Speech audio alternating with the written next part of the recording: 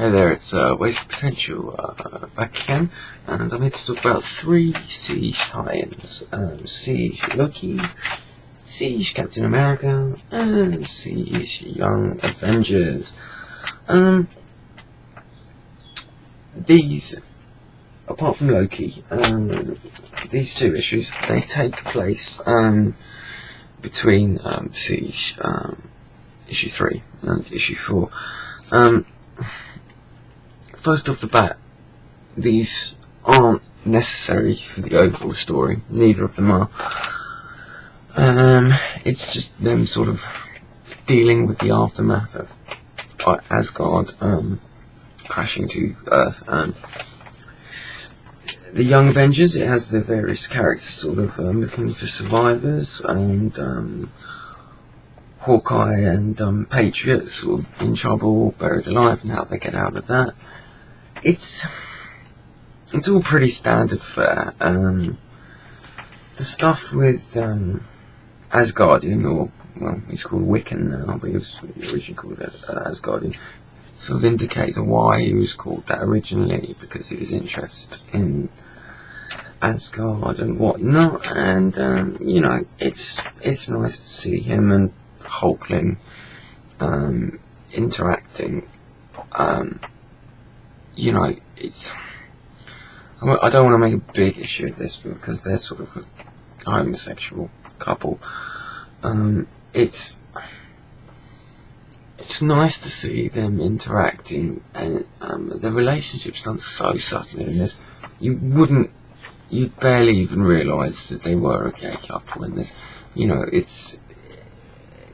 there's little hints of it. It almost doesn't matter. It could be that they're just really good friends, but there's little bits which, you know, show that they're just that little bit more. Now, I'm not saying it would be a terrible thing if it did, but you know, it's not making a huge issue out of it. It's not forcing the point. You know, it's kind of irrelevant. It's irrelevant to the story. It's just happens to be an aspect of their characters, you know. So I thought that was handled well, you know. But as I say, there's a little bit of character development here.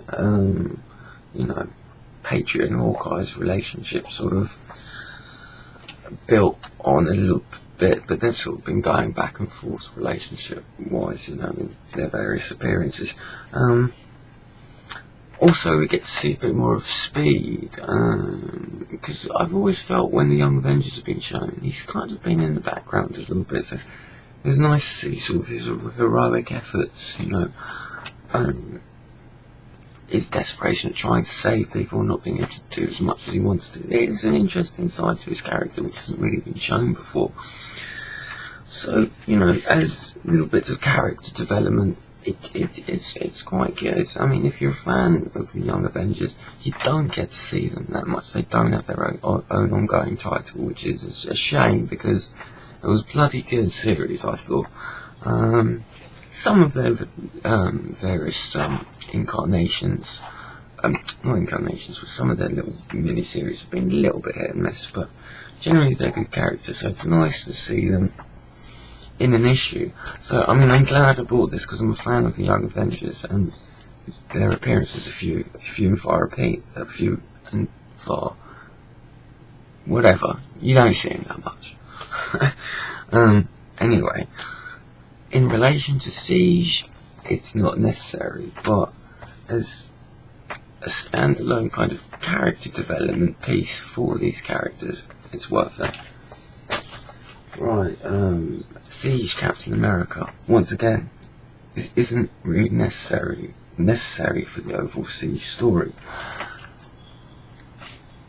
It's okay. It's written alright, you know, it is what it is. It shows some humans going, normal people going to the site, try and get photos, make some money, they get into trouble, and the 2 Captain Americas help them. It sort of goes into sort of, you know, Bucky Barnes' reluctance to be Captain America, and how he's kind of in Steve Rogers' shadow, and I think we've dealt with that enough, you know. So I wasn't a huge fan of this. It was okay. It was what it was, but it's not relevant to Siege, and its subject matter I think has been done before and frequently. So I wasn't a huge fan of this issue, but you know, if you're a Captain America fan, you might like it. But I think the issues that dealt in this, which is basically Bucky's doubts, it's been handled better in other comics. Okay, that was a short one, but there you go. Right, Siege Loki. This was probably my favourite one out of the three. In fact, it was. This is great. I don't follow Thor that well, but I know enough about the character to sort of know what's going on here. And this is just Loki. It just follows Loki's behind the scenes machinations, his motivation behind the whole. He's behind Siege and why he's doing what he's doing.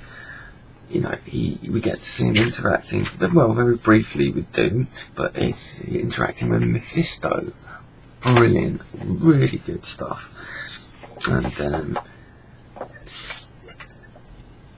basically this is him plotting and scheming, and it's really good. It all comes together nicely. You don't really know why he's doing what he's doing at first, but it all comes together. It's really good.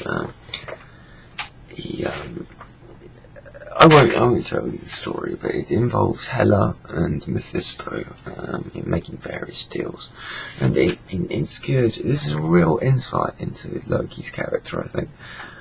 Now, maybe because I don't read Thor, I like this more, because maybe it rhymes. Anyway, maybe this aspect of the character and whatnot have been explored in the Mighty Thor, but I haven't read it, so reading this, really good. And if you don't follow Thor, and you know, Loki is the main character behind Siege, you know, well, one of the main villains, I think this is worth picking up just to see, you know, where he's coming from. So yeah, I really recommend this. I really like the artwork as well. It reminds me quite a lot of Steve Dillon. So but yeah, I really recommend this. I don't think it's good to everyone's taste, but just you know, it's like I sort of said with Young Avengers. It's an insight. It's a character piece, sort of. To really show what Loki's made of, you know. I mean, even seeing him in combat in this, but seeing his, you know, his machinations, his thinking, you know, it's good, and I think because of that, it is relevant to the overall Siege storyline. So yeah, I enjoyed this. Well worth picking up. Okay, cool. Anyway, see you later, guys.